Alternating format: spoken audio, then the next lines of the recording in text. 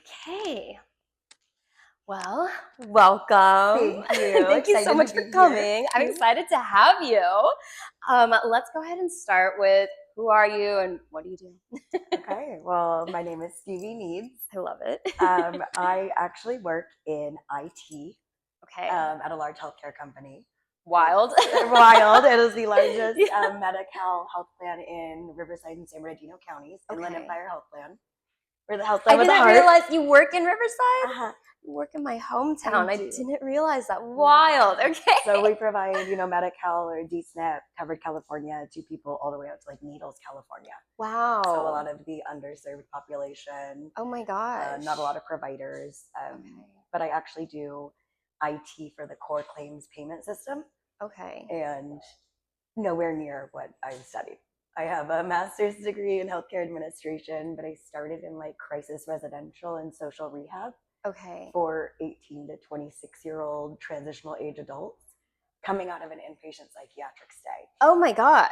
Yeah. Oh, wild. So I did direct care for years. Oh my gosh. And, okay. The burnout's extreme. Oh my God, I bet. Yeah, you're working with a lot of emotional in addition to the physical. Correct. And with people that are over 18, so they have to, it's all by choice. Oh, so they would come into our program for 6 to 8 weeks. Okay. And it was a 24-hour house. Oh, and I was a supervisor there. And oh my God. I was administering meds and doing group therapy with them. Wow. And it got hard. Oh my gosh, I'm sure. I am really empathetic. I have a lot of pattern recognition, and sometimes I would just, be an empath and take on things that I just didn't have the space for. Yeah. And I needed to branch out. And so I got out of direct care and got into more like the payer and insurance side. Wow. So, big transition. Big transition. And I mean, I followed the money. I mean, that's always to. great. Yeah. Yeah. So I'm in a completely different field in IT. Okay. And I had no idea what I was doing. So yeah, ITs. So I'm a people manager. Okay. So I have a team of developers and programmers that work for me or on my team. Got it. And I'm a working soup. So I basically taught myself hot batching and releases and the life cycle of software. And, okay. And I taught myself structured query language or SQL. Oh my God. I feel like I've gained a lot of knowledge. Yeah, it sounds like it. For the most part, I have a rock star team. Awesome. So you're not actually doing the IT. So I am doing some of it. Okay. So what I do, because it's the claims payment system, if we have something wrong in production, I am basically coordinating the entire team to be there for any kind of fix or bridge phone calls, etc. So there are some things I could do, like assigning roles and creating users in the system. Okay. And then if there's a bigger issue that's outside of my scope, then I rally behind my team and get the right people on the job. Wow. Oh my gosh. Wild. It's a lot. Yeah. Okay. So how did you get into that? So I got hired at Inland Empire Health Plan as a vendor management manager, basically, or a product health systems manager. So I worked with the actual company in New York that supported the claims payment platform. Okay. So if we had any issues, I would be working with the vendor, make sure they were meeting their their SLAs, their service level agreements, and things like that. And then a couple months after I started, they laid off 2 or 3 levels above me. Okay. And then just due to attrition and positions opening up, I went for it. I basically told the next person above me, a director, like, I don't have the experience in this, but I am a rock star and I am a type A personality and I will learn this. I will teach myself everything I need to know. And I got the supervisor position. Wow. Yeah. So is this something that you had initially wanted to do and you're like, no. Okay. And I think I worked so in between my crisis residential and social rehab, I went over to Beacon Health Options, and that was bought out by Anthem. I'm sure you've heard of Anthem Blue Cross. Oh yes. So I worked for them for about 7 years. Okay. And they basically had a rule that you couldn't get any higher than like a 10% raise, even if you switched positions. Wow. So they were hiring in people for positions making more money than I was making after doing the same thing for 5-6 years. Okay. So I ended up having to like train the new manager that came on, and it was a position I'd interviewed for. Oh, and then I have to train someone that doesn't know it, and that's frustrating. Yeah, and yeah. it was, I don't want to say this, I don't want to say you men, but it was a man that got the position, right? And I basically was given the role of teaching that person coming in how to do it, still working for them, and then having them come to me for all of the questions. Oof. And I was like, I'm done. Yeah. So I branched out. I interviewed with IHP in 2022. Okay. I got that position, and then, like I said, I slowly started to kind of just, I don't want to say slither into different roles, but I knew I had to jump to make that money. Yeah. So I left companies and I climbed, and I ended up where I am now, which wasn't my path. It wasn't what I had imagined. Right. But it's what has worked for me and my family. Okay, I see. Yeah. So, just because this podcast is about, women and stuff, I'm just curious to know, do you feel like you being a woman was the reason you didn't get the job? I don't want to say that was the only reason I didn't get the job. Yeah. But it's hard to say that's not the reason when you have the same education, the same experience, and you were at that specific company. Yeah. So you knew the ins and outs. So it's hard to say, did I have a poor interview? I'm pretty self-aware, which is horrible with having ADHD and being self-aware. Like, I know how weird I could get.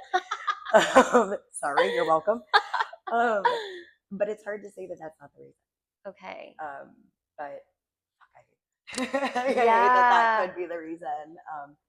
And now I'm in IT, and that is a male-dominated field. Yeah, truly. And same thing. I will be in a conference room. Let's say we're in a meeting, and I'm sitting next to a male. Somebody will ask a question and almost directly ask the man for the answer when that person isn't even in the position to answer it. Like, I have the knowledge, but it's almost like they direct the question somewhere else. Interesting. And I don't know if that's a purposeful thing or if it's something that I notice because of my pattern recognition. Like, when I call it out or when I see it, I'm like, that's really shitty, but you're asking that guy over me. Yeah. Okay, but that's fine. That's great. And how many years has it been that you've been in this industry? I've been or this job? This job has been since February of 2022. Wow. Yeah. That's wild. It's wild, but I've also gone through, not becoming a mom, because I had my first when I was back at Anthem. But I've gone on like maternity leave, and so the company has given me a lot. A lot of support for being a woman. And, that's awesome. Utilizing the FMLA and the Pregnancy Leave and Family Leave Act has been great. And I've grown in the company even when I was out on leave. Like, I would come back and they did like a COLA, like a cost of living adjustment for like our wages. Really? So I've come back and had like a $4,000 raise. Oh my god! Oh, that's amazing. That's really nice. So awesome. There are a lot of perks. Yeah, that's great. Company. Okay, cool. So, that's good to hear. That's so interesting, because when I asked you to come on, I didn't realize till you were at my show 2 days ago that you were in like corporate world, I'm in corporate. And because I met you in the entertainment world, as I do everyone I bring on, because that's my whole life. And I assumed that you were more entertainment. I mean, and that's kind of where I'm heading. That's where I want to be. Interesting. Okay. I mean, so I can kind of branch over there, and I talk about making all of this, nice money, etc., and the benefits. But gosh, it literally kills me inside. Really? Corporate America is. I mean, I couldn't imagine. It's not built for me. I am autistic. I'm ADHD. Overstimulated in offices and micromanaged. Wow. And so I actually am late diagnosed autism. I just got that diagnosis last year. Wow. Oh my God. So that is kind of what triggered my path to, I'm not broken. I work and live in a society that was not built for me. Right. And I think when I started to understand, I got a 17-page report from my therapist that diagnosed me, Wow. basically saying, girl, you autistic as fuck. And so after I read through it, it created this like autistic regression, is what they call it. Okay. And like this path of rediscovery. And that is when I started looking for my community, my neurospicy, Right. more creative. Okay. And that is how I transitioned and got involved with the play. Right. Okay. So it's me finding who I am without being a mom and wife. Yeah. And corporate employee. Why I love that, because you know we get a lot of negative comments. Yeah. You know, obviously. Yeah. Which I just have to say this really quickly. Yeah. I met a male porn star recently and just found out yesterday he has never gotten a single negative comment. We had this conversation on the podcast with us girls, and said that, but I actually got proof that he has not gotten a single negative comment about being a male porn star. And I was like, I fucking knew it. The double standards are amazing. Wild. Amazingly wild. So wild. So I said, I was like, thank you so much for sharing this with me. For validating. Yes, because I was like, now, like, we can assume, but now I know for a fact, you know, that, and he told me how the women porn stars get, like, not just hate comments, like death threat comments, which even my career as a burlesque dancer in this podcast alone, like, I go after those comments because I'm like, this is insane. Put them on blast. Absolutely. I do. I truly, I had one comment on here that said, I was talking about how I get harassed on the street. Oh yeah. And one comment was like, oh, she did not like that. Oh, their ADHD is going to go back. Right. So you were walking, or one of the comments was about you. Yes, about me getting harassed. Yes. Which, like, a lot of comments were like, I doubt that, whatever. And I was like, and which, after I read those comments and responded, went out on the street and someone was filming me. Someone was saying terrible things to me. So I was like, well, whether people believe it or not, it's true. And I can't even delusion myself out of thinking it's not true. But anyways, one of the comments, though, was like, and trust me, when you're getting dragged out into an alley, you will still be pushed into silence or something. And I was like, wow. So I took that one and posted it on my personal page, which has a much higher following, and was like, this guy's basically saying I should get raped. Absolutely. Because I have a voice, I have an opinion, I have a thought. Because we're not being ruled by a man. Exactly. And not being put in a fucking box. Exactly. It's wild. It's wild. Sorry, I get so sassy, like just my social justice and like being, and I'm actually non-binary. I identify. I'm definitely femme presenting and femme leaning, and that's actually a new gender identity for me. But because I am so femme presenting, I get a lot of that same negativity from, and I'm not saying that there aren't shitty women out there. Right. There are. But I'm going to stand up and I'm going to fight back, and I'm going to fight back for those that are less likely to speak for themselves. Yes. And I'm small, but fuck, I am fiery. Yes. I'm right there with you. I'm right there with you. And it's not okay. And like generationally, like we should be getting better and we should be sucking less. And I still feel like there are just shitty values being passed down. Absolutely. And this superiority and hierarchy of gender and sex and the double standards. And, you know, like you said, the male porn star not getting any bullshit. And it's like they can, you know, men can talk about banging all these chicks. And they're just fucking cool dudes. And the second I say, like, hey, I fucked 4 people this week, no, I'm the biggest slut in the world. Yeah. And I'm dirty or tainted. Double standard. Yeah. I'm owning that shit now. I claim that I'm a slut. I am a masso slut. I even got a sweatshirt made that says masso slut on it. Like, oh my god. I own my shit. Yeah. And I'm proud of who I am. Yeah. And I know that I am the only one that can make the decisions for me. Right. And I'm gonna do what I'm gonna do. Yeah. Oh, so many different directions I want to take this. I'm like, I have so many questions and so many things. Okay. I love all of that. Okay. Before I jump there, I first want to get into. So you said how you were you're kind of transitioning into entertainment. We had one other person from the play come on last episode, Ariel. Okay. Yeah. So, but the play is not. If you want to explain what the play is. So the way I explain it is a sex positive community, and they throw, I guess you could say, play parties every like 4 to 6 weeks, but instead of just going and sitting back and observing, it's much more immersive, it's much more creative. The production piece behind it, they're all themed. And I've gone to some of the best parties that I've ever been to. Wow. The rodeo. Oh my gosh. The play camp where we had like summer camp vibes. Fun. And games like dildo races and like dildo ring toss, which I won, by the way, wearing a strap on, and I was catching the rings on my strap. Oh my god, wild. So and having Ariel on, the consent coordinator, beautiful human. Yeah, absolutely love them. Yeah. And the play was actually my, I want to say, second public play party that I'd ever been to. Wow. And I got introduced to it. I started going, and I just realized, like, these are some of my people. Wow. Like, I felt so understood and so seen. There.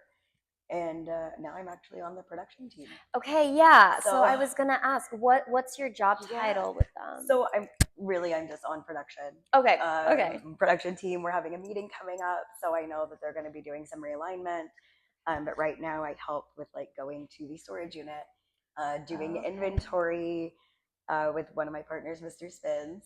Right. Okay. And we do, we take everything from the storage unit or Michael's house, and we take it to the location, and we set everything up. And then I also do strike. So I come back after the party, usually the next day, and break everything down and reset the location back to its original form. and then during the parties, I do really whatever I can to be, a help. So I might run, I might go get ice, I might be just an extra set of eyes or a vibe setter. Or something vibe like setter. that. Love that. So I do a little bit of whatever is needed of me. And it's interesting because I was brought in by another partner, and they left the community. Not necessarily left the community, but stopped attending the parties. And I had only gone to 2 parties with them and had played and, had some scenes. And then when they left, I hadn't connected with anybody else, but I'd still continued to go. Oh, okay. And again, it was just more not about the sex, not about the physical connections, but about feeling seen and emotionally safe and around other like-minded people. So I've stuck it out. Now I've made my own, name for myself, and people know who I am. Yeah, it's totally. It's been an amazing experience. Oh my gosh, amazing. Okay, so wait, do you do fire? I do. I'm getting into it. Okay. I am in my fire era, is what I like to say. I always tell people, I'm like, as a fire performer, you kind of start to sense like who, whether they are one yet or not. There's like a certain vibe of like who is a fire person. Who's chasing the dopamine? Who's looking to feel? Oh my god. So I just started. I actually have now been fire eating. Congrats. I just went to Death Valley, Badwater Basin, to do some beautiful light painting with some LEDs, but I also brought out my palm torches. Fun. And lit my pair of fans for the first time. Cute. So I think for me right now, it's not having this space to practice fire all the time. Right. So I've been going to like the fire jam in LA and like every other Wednesday. Yeah. I just got a dick wand. I don't even know what that is. In the shape of a penis. And I'm going to show you really quick because I'm a picture person. So It is literally a dick shape. Oh, I did see this photo, and I was like, wow, I've never seen that before. And that is on my and this is. Oh my it's god! so fun, but I am in my fire era. I love it. And this is a fire flogger. So I'm using like very unconventional props. I have had to have seen that too, and I was like, oh, that's very cool. It's a lot of fire. It is a lot of fire. It's a big fire. So wow. I'm learning. Okay, I love it. And I am loving. And my partner, Mr. Spins, is a fire breather. Okay, cool. Amazing. And he has been helping and teaching. And he, has been helping me grow my skills with bubbles. Fire bubbles. So I've actually been doing bubbles on him. Okay, yeah, that's pretty opposite of what you usually see. And so now, just this last play, the Play University, I was able to co-assist Mr. Spins in teaching the fire class. Amazing. Yeah. Congrats. So you're fully just entering into... Yeah. Okay, so I love it. So we went from your corporate life to now your entertainment life. Yeah.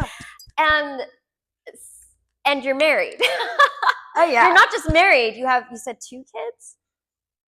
3. So I've had 3. Okay, this is where I get dark. Okay. So I'm really sorry. This is a trigger warning. All right. Here we go. I had my first. Let's see here. Do high level overview. I've been with my husband for 10 years. Okay. Right. We've been married for 8. Okay. We started mono. Started monogamous for a couple of years. Got married. Got pregnant almost right away. So we got married in January of 2018. And got pregnant in March, so 2 months after we got married. Wow! And unfortunately, I actually had what's called a fetal demise, a stillborn, at 40 weeks and 1 day. So I was full term. Oh gosh! Day after my due date, and her name was Rogue, my X-Men. Oh. So I have Rogue here, and losing her, gosh, is super hard. And then shortly after, like about a year later, I had my rainbow baby. I got pregnant with my second, which is Revan. And he's 2020, so he's my COVID baby. Wow. So I lose my first in 2018 November. My second I have in 2020 in the middle of COVID, and then I had Riker, who unfortunately was an accident, and she will know. I was on birth control and still got pregnant. Wow. So what I say is I've had 3 babies. 1 passed, 2 are living, so I'm batting 666. Oh my gosh. So and then after Revan, my 5-year-old, I basically went to Colby and I was like, hey, I'm gonna fuck one of our friends if we don't open this shit up.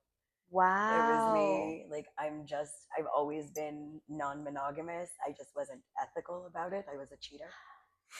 So, sorry, I have a couple questions. So you didn't open it up till after your last child? After my middle one. After your middle one? Yeah, after Revan, 2020. So that's when I started to open up. And I opened up in a way that was safe for me, which was I wanted to fuck my friends. I wanted to sleep with my friends, and I didn't want to cheat on Colby.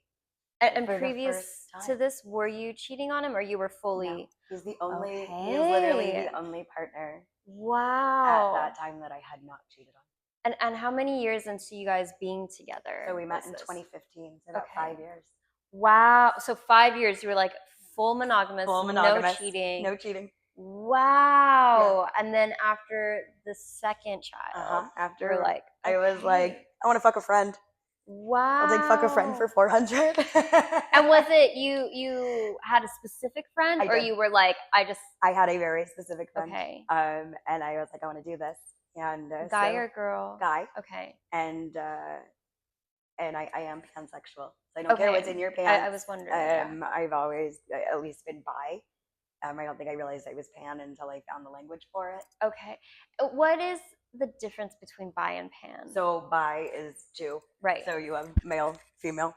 Okay. Pan is, it could be trans man, trans Oh, I female. see. It could Okay. be Obvious. non-binary. Yeah, and it just it doesn't matter what's in your pants as Okay, long I as I see. have some kind of connection Okay. to you. And so when I went to Colby to specifically open it up Yeah. for one person, we then went on our journey of ethical non-monogamy, which was interesting because again, I didn't have the language for what I felt inside. I Mm, just knew I wanted to fulfill other needs and desires, and so we did the swinging thing for a minute. okay. We did stag and hot wife. Colby likes to watch. Okay. So we kind of got Got into it. that scene, and it slowly started to develop from there. But this really bad. I got into this bad habit of going after monogamous men, Oh, which oh isn't boy. always the greatest. Yeah, yeah. And just trying to figure out what I wanted, but they were all friends that I had had for over a decade. So I was safe Okay. for like three different dudes, monogamous dudes that were mono. I would go for them. And Colby likes to say that I heal broken men and Okay. I foster men until they find their forever home. Because the mono ones would usually, after we'd split, Yeah. they've now all moved on to getting engaged and being Wow. with their And back to partners monogamy or now open and or back to monogamy. really? Yeah. How So I think a interesting. lot of them are more, maybe they don't know the language to it, but Okay. ambiamorous is you could be either poly or mono, depending on your Interesting. dynamic. Okay. Wow. Yeah. Wild. So I did that for a couple of years Okay. and still didn't have the language for poly.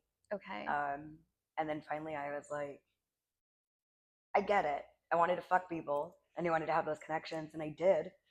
Um, but I could also fall in love with people. And that is where you get polyamory, is many loves. Right. And so with my brain, my spiciness, I'm Yeah. able to have these swim lanes and have very like individual relationships with different people without it crossing over Wow. and affecting anything else. So mind blown. So yeah. So actually my previous partner that got me into the play was the first person that I dated that didn't know me prior to opening Oh. up.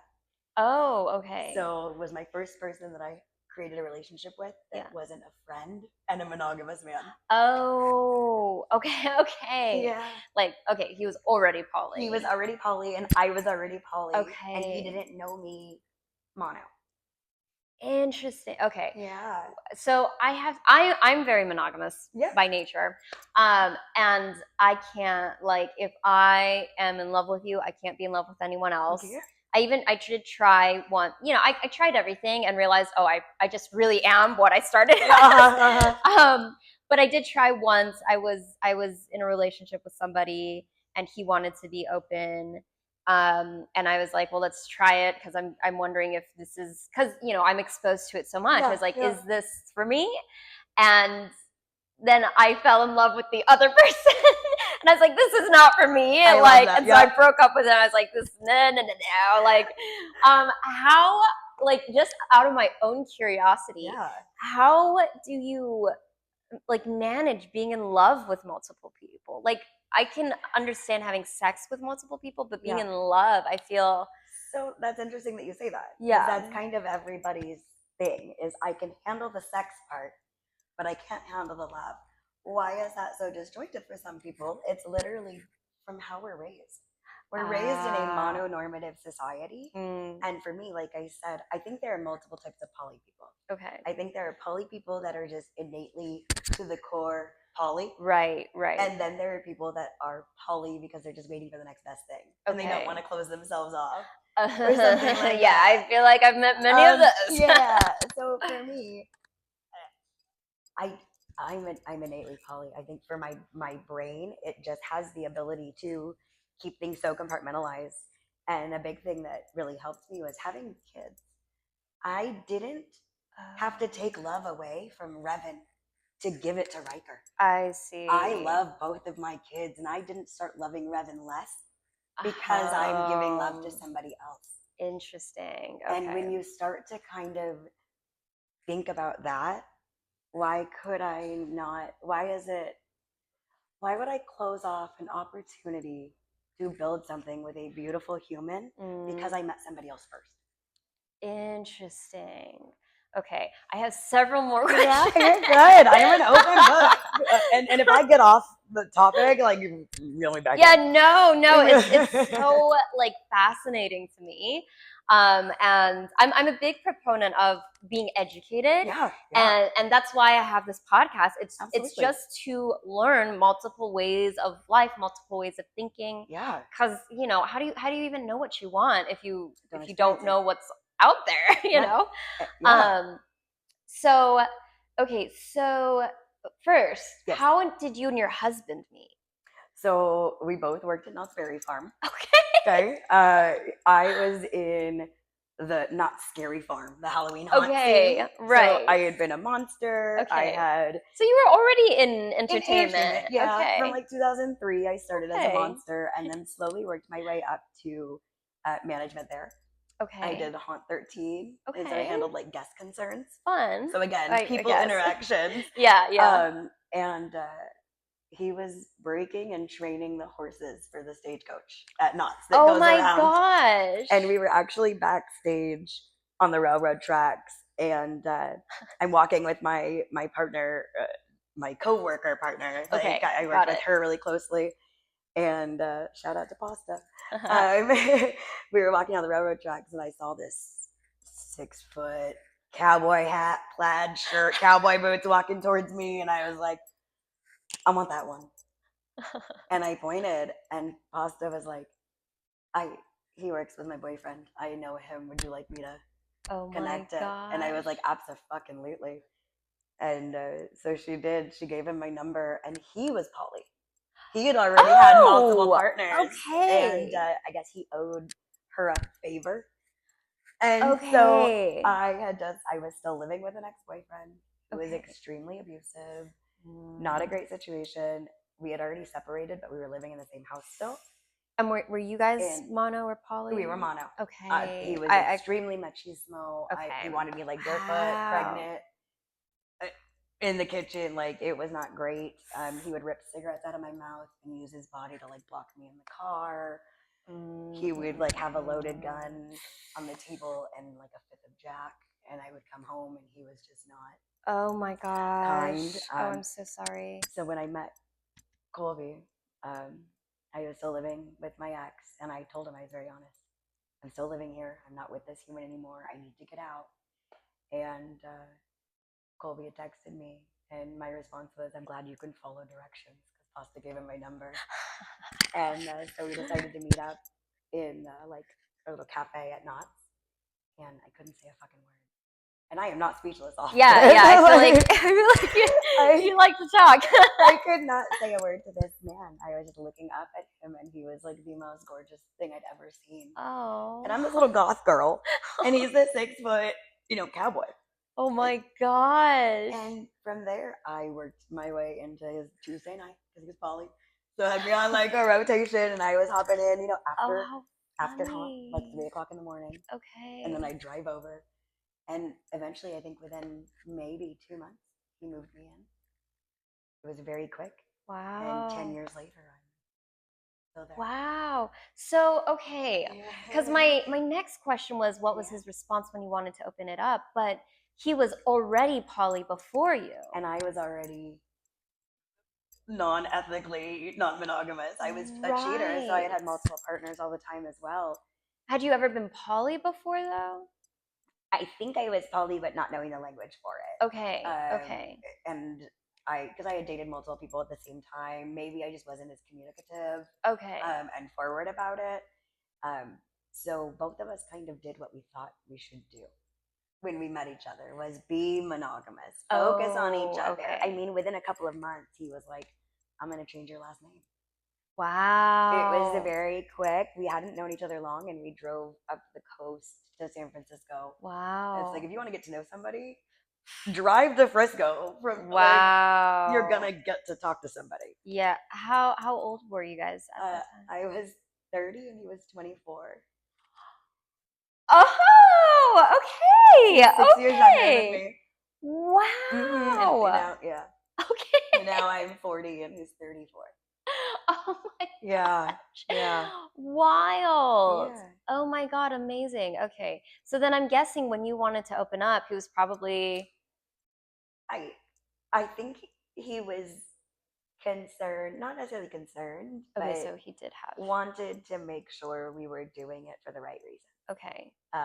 One important thing is that you see a lot of people try poly and they're trying to fix something that's broken. Right, right. It is not going to heal or Yeah. fix any of your issues.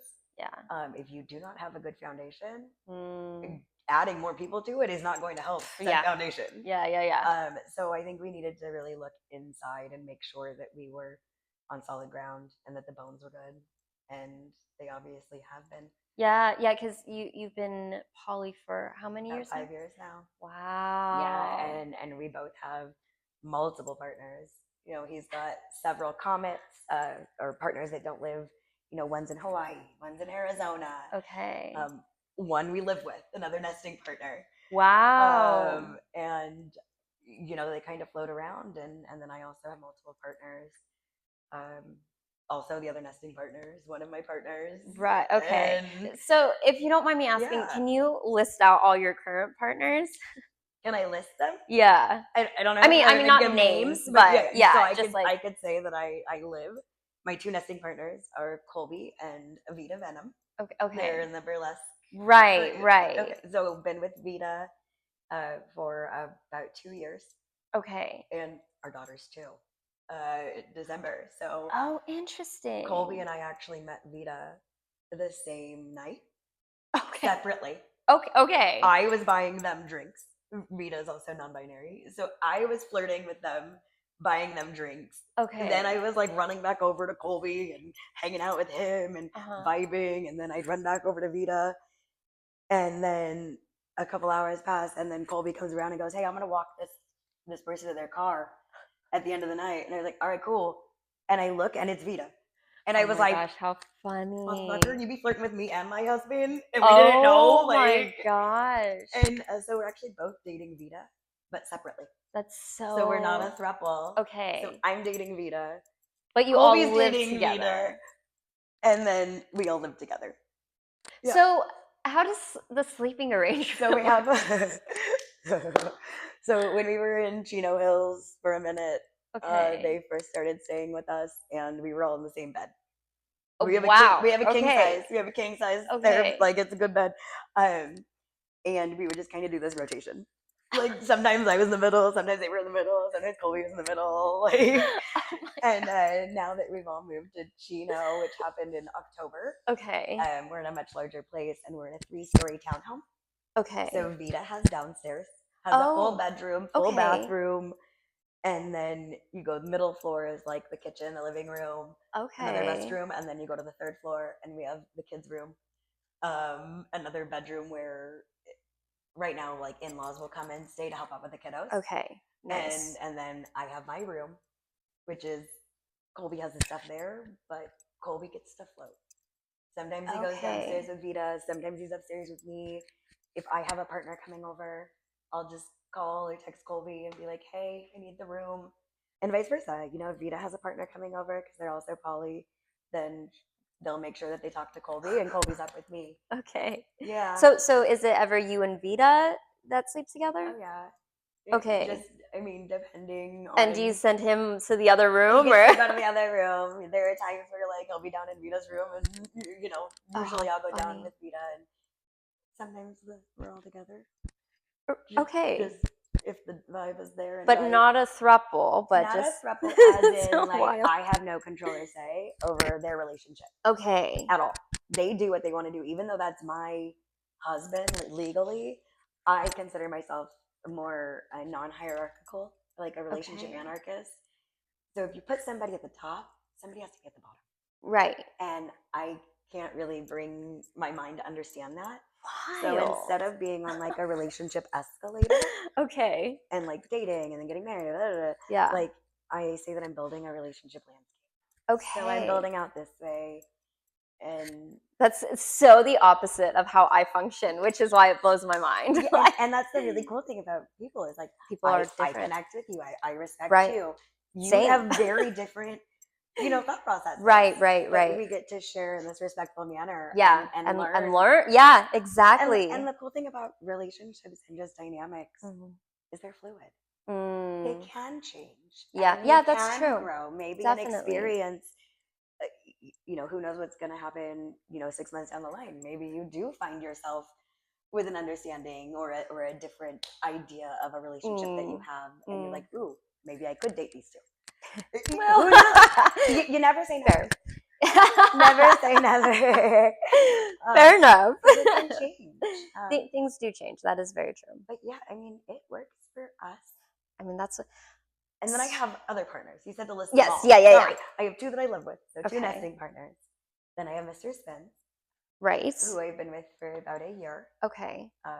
Amazing addition to my polycule. He just experienced holidays over at my house. Oh, I hosted. Nice. My family came in from Arizona. My mom, my dad, my brother, my niece. Wow. And Mr. Spins got to be there, and I looked over, and he's cutting my son's ham.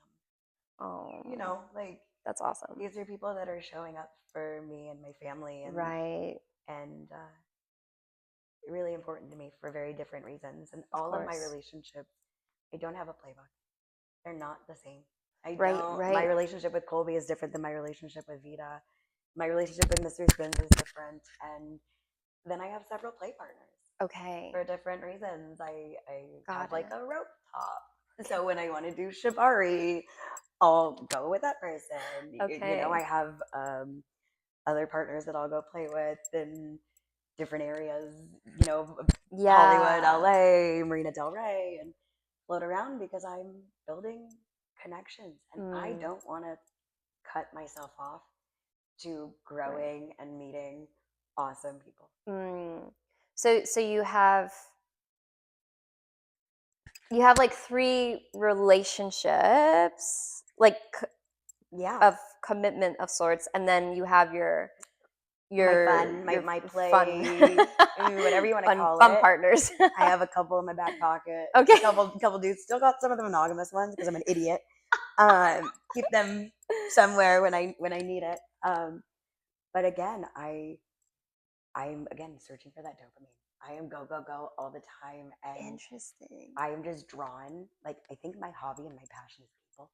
Okay. I love meeting new people that do new things, that have new hobbies, that go out and do A, B, and C. Yeah. And I learn and I grow with these people. And so I do say I'm committed and I'm loyal. Right. But I am non-exclusive. Okay.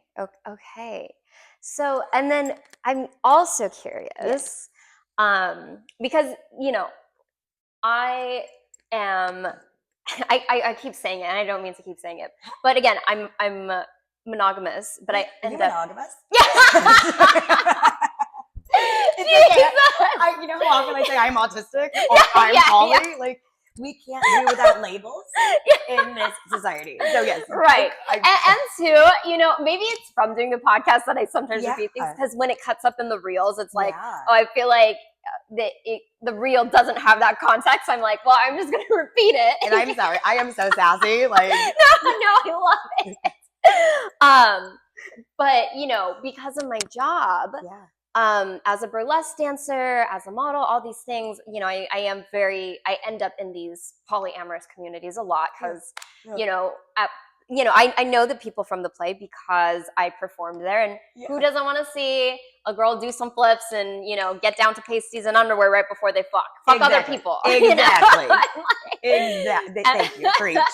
And I was literally telling another girl, I bring a lot of burlesque dancers on here, and we were saying our goal when we perform is that by the time we're done, you want to fuck. Not that you want to fuck us, but you want to fuck other people. Absolutely. Or who you came with, which is why it's easy to get hired at these jobs, Correct. It kind of goes hand in hand. I feel like that neurodivergence and sex positive and the burlesque performing or dancing, it draws a certain type of human. Exactly. So, definitely. Yeah. So it's funny though, because because I've been performing at these either parties or comedy shows, naturally people are sliding into my DMs. I mean, have you seen you? My goodness. Oh my gosh. And that's probably why I keep saying, and I am monogamous. No, Stevie, I am not joining your queue. Because I feel like they're just slowly being like, come to the dark side. Come to the dark side of cookies. Oh my god! I promise you, I'm not trying to. No. I definitely did not assume that. But it's funny because I do like learning about it, and I already kind of had my testing the waters in that field and was like, pump the brakes. But when I was kind of experimenting too, it was a much younger crowd, so obviously the communication's worse. It's just 20s and 30s, 40. You have different ages, different maturity levels, different communication awareness. So it was a mess, and I was like, no, thank you. But in a more mature crowd, it is interesting because something I do admire about the poly community is they are very communicative. Sometimes for me, I'm a very independent person, so sometimes for me, I'm like, whoa, okay, I got to disappear. But I do admire and respect. I think there's a lot of honesty. There's a lot of majority of the time aggressive honesty. If it's gonna last and work, right. I've never met better communicators in the community.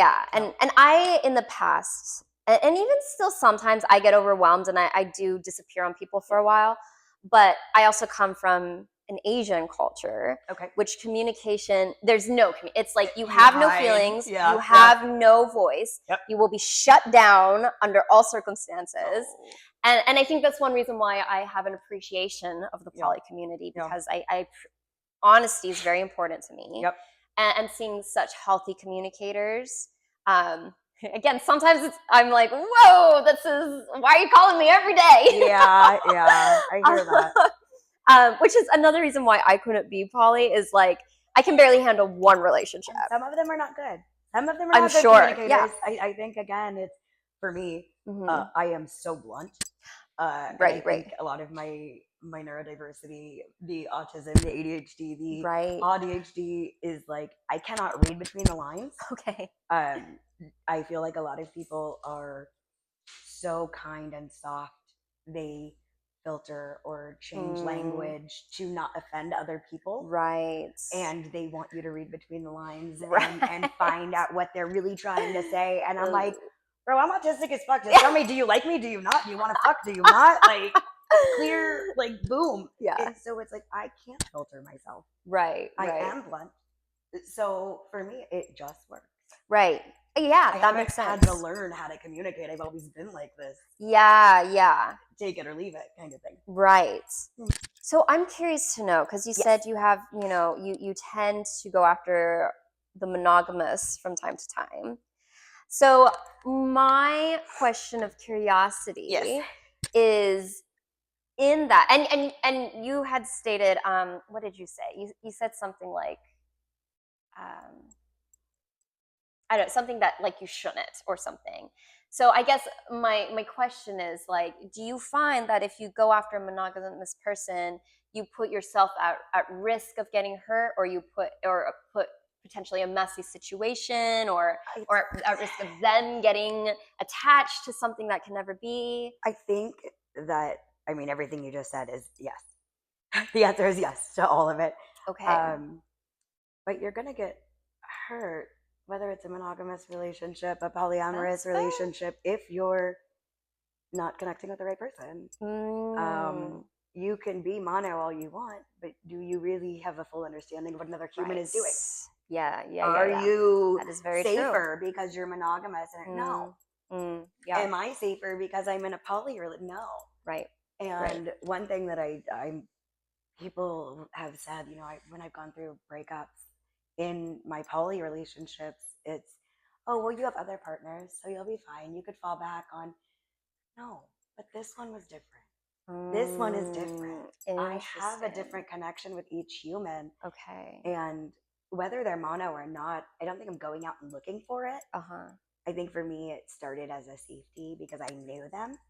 They just Right. happened to be monogamous. Right. So I think that you're bound to get hurt if you're just with the wrong person. And, there's always going to be those situations where, they could say they're poly Mm. and then they find out that they're not because they meet somebody that they can't be Right. poly with. And so one of the things about poly is it's a lot of love, but Mm. it's also a lot of fucking heartbreak. Yeah, that's another reason You why could I'm go like, through. I've gone through multiple breakups at the same time. oh god. And then I'm crying to my husband about my, Oh my dear breakups. Lord. Wow. And it's Wild. human emotions are wild. Yeah, that's very true. Human emotions are wild, but you know what? Fucking feel them. Yeah. Because Yeah. what are we doing? What are we doing? What is life? There's no playbook again. Right. Feel those feels. Yeah. And you said that no emotions in your upbringing. Yeah. I also had an upbringing where I was Pentecostal.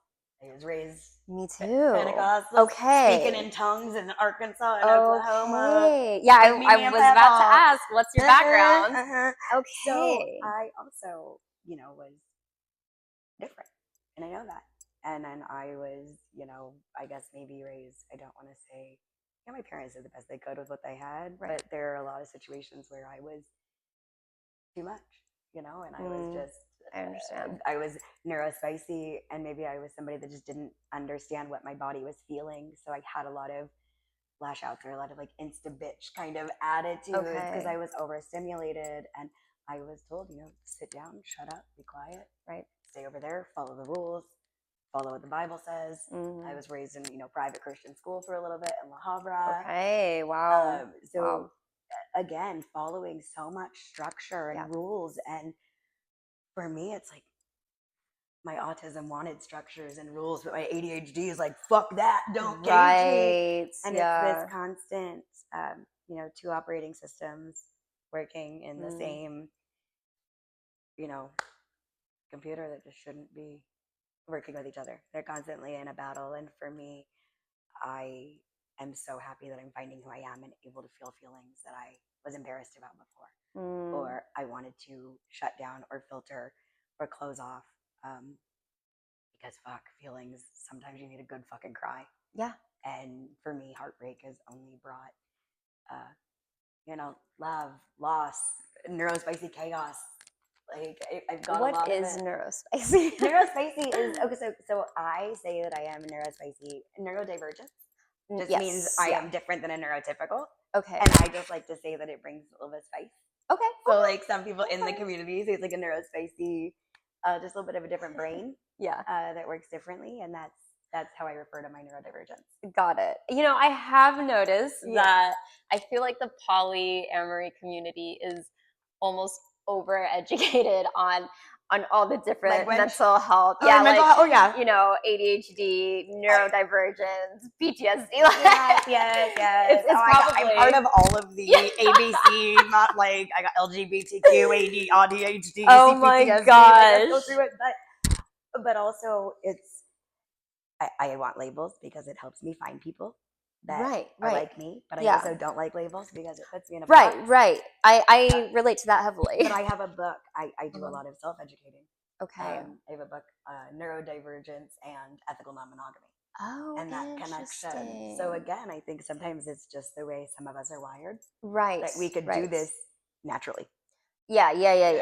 And definitely. That's kind of been helpful for me. Right. So do you think the way you the polyamory and everything, do you think it comes more of this is how you were born and how you are, or do you think your upbringing and the things you experienced kind of led you to this, or both? Again, I think it's also nature and nurture. I think it's a combination. I think that I have the capacity personally, but that's kind of where I said there are two types of poly people. Some that are just innately poly, like inside, and others that have learned it. I see. And I think it can be, and there are so many different types of poly. And ethical non-monogamy, there's like a full umbrella. There's, kitchen believe that. table poly, there's solo poly, there's parallel poly, and all of these words that you're gonna have to have me on again for Yeah, another I was like, I podcast. have no idea what you're talking about. But like for me, like we started KTP, kitchen table poly, which means you could sit with all your partners around the kitchen table and you can all get along. So your Wow. metamors, which is your Okay. partner's partner. Okay. Your partner's partner's partner. And then there's like garden party poly, which is like maybe you get together for big events like birthdays and you could see all Okay. of the metamors and partners. And then there's lap sitting, which is like kitchen table poly, but then you get to fuck your partner's partners. Oh And my. like and for me, like I kind of just sit somewhere between KTP and solo poly and parallel poly, which is I can have these independent relationships. You don't have to meet my husband. You Oh, don't have okay. to meet Vita. You don't have Got to it. meet Mr. Spins. Like if it's not your vibe, I'm not going to force you to sit at the kitchen table. Right. Okay. But if you want to be there, be there. And with my kids, I think it's really important to protect them, which I do. I'm very clear with my partners that I don't need a parental figure for my kids. Colby and I have that on lock. Yeah. We are the ones financially responsible, emotionally responsible for our kids.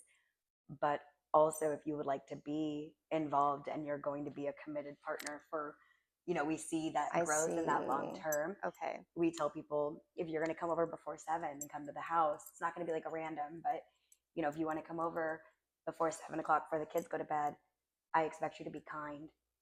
If you meet my kids and know that if you're here when my kids go to sleep and when they wake up in the morning, they're going to imprint on you. So you best not fucking take off Right. and disappear and ghost. But if you want to be around and not meet the kids, cool. Don't come over or come over after 7 and then be out by 5:30 in the morning, Wild. But also I'm raising my kids and reading books like Peter the Polyamorous Penguin and A Color Named Okay. Love, which are like high level children's book for polyamory. Okay. So I'm raising my kids to know that love is love. And Interesting. I have friends that also have kids that are same sex.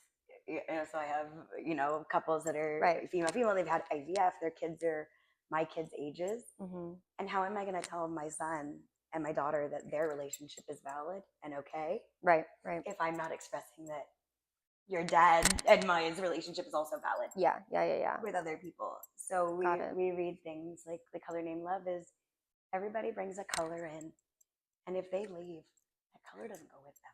They've still brought something to this family and this life. I see. And again, I don't just bring randos around, and I'm not looking to build like more parent figures for my kids, but also I want to show my kids that relationship dynamics are fluid and they can be different, and it's all okay as long as it's between two consenting adults. Right. Right. Yeah. Yeah. That was what I was going to ask. How it plays in with the children.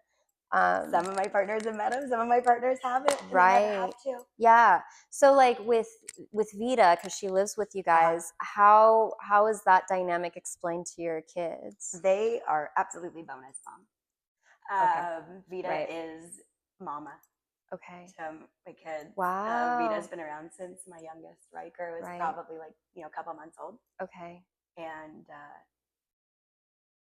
Vita is so maternal, and it is beautiful to see the relationship that they've built with my kids. And Colby and I couldn't do it without them. They've been a staple in our family for a couple years now. Yeah. And the mama thing just came about recently. We wanted to make sure that they knew that if the kids want to call them mama, they can, but they don't have to. And wow. Yeah, but they are extremely important and help, just the way Colby and I do. Right. Do you think really your important. kids call you mama also, or do they have a different name for you? I'm everything else but mama. Mom, okay, I was gonna say. Okay, that makes sense. That makes sense. Yeah. And I won't correct them if they do call me mama. Right. If we're both in the same room and the kids say mama, we're both like looking. We'll both be there to respond. Yeah, yeah. But again, I think it's just my kids are surrounded by love. Yeah. And why stop other consenting, beautiful humans from building connections, safely? Right. And all my kids see is that oh, there's another adult right over there that loves me just as much as my mom and Right. dad do. Yeah. So the kids will call, some of our partners are uncle and auntie. Some of them are just Right. friends. Mm. And that's okay because the kids don't see, they're protected. They're not like seeing what's going on in the bedroom. Right. None of their business. Like they Yeah. are fully protected there. But if one of them wants to come over and they want to play, Legos or something with the kids, Right. feel free. Yeah. If you don't want to be around my fully baked cream pies, then don't be around my fully baked cream pies. Right. Right. Yeah, I just referred to my kids as fully baked cream pies. Okay. Yeah, I was Cheers, I bitches. was like, she could be referring to anything, and I was like, right. Yeah, What is they're she my talking kids. about? My kids. I love them.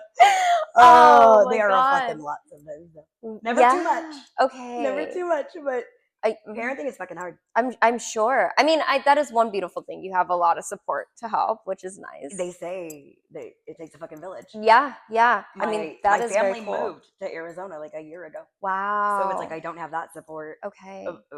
My in-laws have stepped up amazingly and help out a lot. Having Vita, helps out a lot. But also, like, I don't think you could ever have enough support. Right. To raise kids and to bring whatever knowledge you have or whatever light you have or whatever talent you have. Yeah. Everybody brings something different. And if that could bring some positivity into my kids' life and make them, I'm just trying to do better than my parents did. Right. And I'm trying to be a little bit better tomorrow than I am today. And as any type of positive influence or positive relationships that I can expose and show my kids, that they can grow up and be whatever they want. Yeah. With whoever they want. Yeah. I'm going to do it. Yeah. I'm going to keep showing them like love is love. And the cool thing is that Colby and I both know our kids are not an extension of me or him. They are their own humans in their own world that are going to have their own experiences. Yeah. And I don't want to guide them. My kids can be mono, my kids can be, poly, my kids could be straight, my kids could be gay, my kids could be pan. I don't care. Just fucking be kind. Just lead with a kind heart. Yeah. Wow. That's wild. I'm so curious to see when your kids grow up, like what they're gonna, how they're gonna like. I mean, we're all gonna fuck up our kids one way or another. I mean, right? Yeah, that's inevitable. There's no perfect parenting. So what kind of trauma are you gonna give your kids?